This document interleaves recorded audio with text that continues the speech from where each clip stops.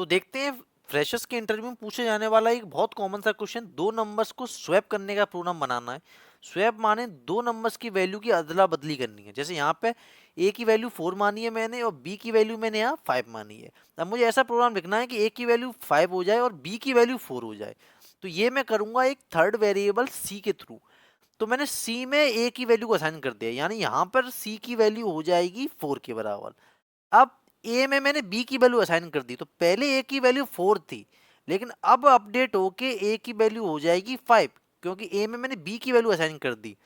और यहाँ पर अब मैं सीधे बी में ए की वैल्यू को असाइन नहीं कर सकता, क्योंकि ए की वैल्यू अपडेट होके 5 हो चुकी है, ना कि 4 रही।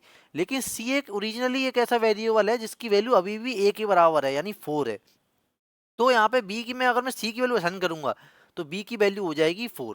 तो दोनों नंबर एक दूसरे से स्वैप हो चुके हैं। अगर मैं इसको प्रिंट कराऊंगा ए और बी को, जब मैं प्रिंट कराऊंगा तो ए की वैल्यू 5 आएगी और बी की वैल्यू 4 आएगी।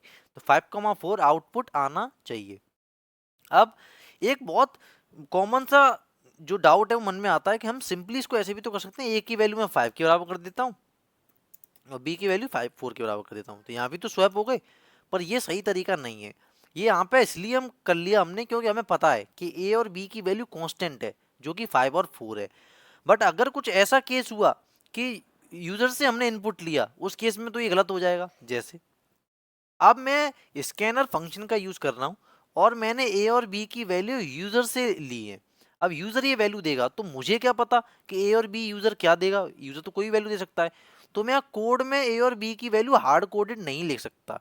तो इसलिए मुझे एक सी कांस्टेंट वेरिएबल की जरूरत पड़ेगी। जैसे इसको मैं रन करता हूँ तो दो वैल्यू यूजर देगा। जैसे यूजर यूजर अब कोई वैल्यू दो वैल्यू दे सकता है, जैसे 45, जैसे 56। अब ये दोनों स्वैप हो जाएंगी तो 56 ए की वैल्यू हो जाएगी और बी की वैल्यू 45 हो जाएगी।